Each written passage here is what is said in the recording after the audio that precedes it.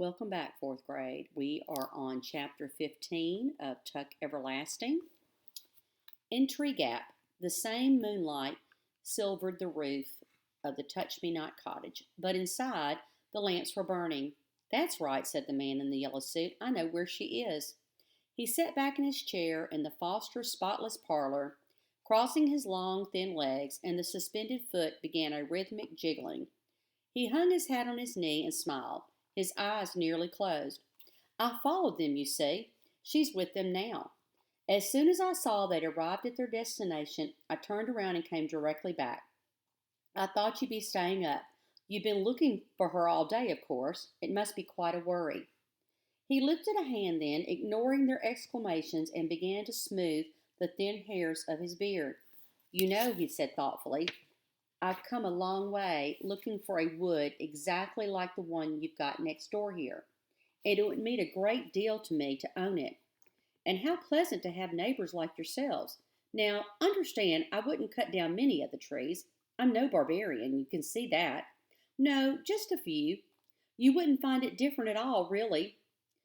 He gestured with his long white fingers and smiled, his face crinkling pleasantly. "We'd be good friends, I think. Why, the little girl and we're friends already. It would be a great relief to see her safely home again, wouldn't it?"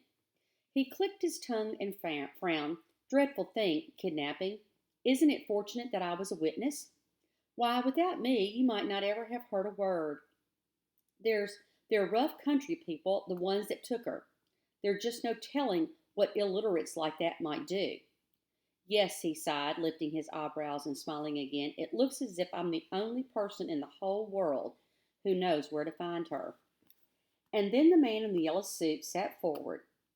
His long face took on a hard expression. "Now, I don't have to spell things out for people like yourselves.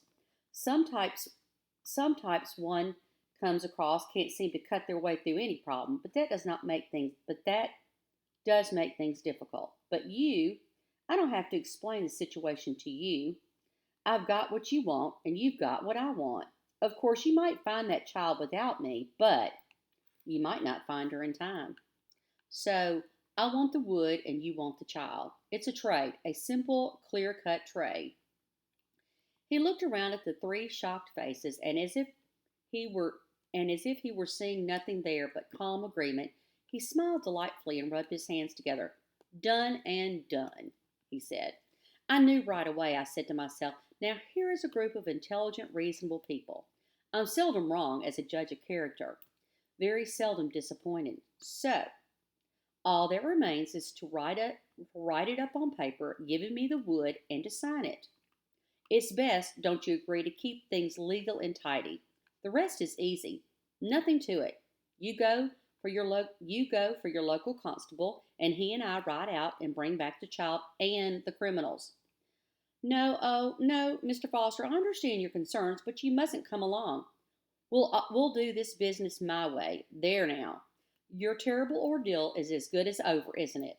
I'm so thankful I was here to help you out." Mm. Chapter 16.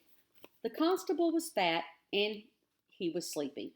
He wheezed when he spoke, and he spoke quite a bit as they started off, he and the man in the yellow suit. "First, they roused me out of bed in the middle of the night, after I've been out since sunup looking for that child, and now I'm suppose you're going to try and run me all the way," he said sourly. "I got to tell you this horse of mine is none too strong. I don't have to hurry her as a rule, so most of the time it don't matter. Seems to me we could have waited till dawn anyway." The man in the yellow suit was as courteous as always. "The Fosters have been waiting since yesterday morning," he pointed out. "Naturally, they're very upset. The sooner we get there, the sooner that child will be with them again." "How come you're so deep in it?" asked the constable suspiciously. "Maybe you're in cahoots with the kidnappers. How do I know?" "You should have reported it right off when you saw her get snatched." The man in the yellow suit sighed. "But of course I had to find out where they were taking her," he explained patiently. "I came right back after that. And the Fosters are friends of mine. They've sold me their wood." The constable's eyes went round. "I'll be," he said. "What do you know about that? I didn't suppose they'd ever do a thing like that, friend or no friend. They're the first family around here. You know, proud as peacocks, all of them. Family proud and land proud, too. But they sold off, did they? Well, well, as he whistled in amazement. They thumped along in silence for a while, out around the wood and across the starlit meadow. Then the constable yawned deeply and said, "You ready to tell me how long this is going to take? How far we got to go?" 20 miles north, said the man in the yellow suit. The constable groaned. 20 miles? He shifted the shotgun that rested across his saddle and groaned again. Clear up in the foothills? That's a fair way, all right. There was no reply to this. The constable ran his fingers down the gleaming barrel of the shotgun. Then he shrugged and slumped a little in the saddle. Might as well relax, he wheezed, suddenly companionable. We'll be riding 3 or 4 hours. Still there was no reply. Yes, sir, said the constable, trying again. It's something new for these parts, kidnapping. Never had a case like this before that I know of, and I've been in charge going on 15 years. He waited. You don't say so, his companion said at last. Yep, that's a fact, said the constable with evident relief. Maybe now there would be some conversation. Yep, 15 years. Seems a lot of trouble in 15 years, but nothing quite like this. Of course, there's a first time for everything, as they say. We got a brand new jailhouse, did you notice? Listen, it's a dandy. Give those folks nice, clean accommodations. He chuckled. Of course, they won't be there long.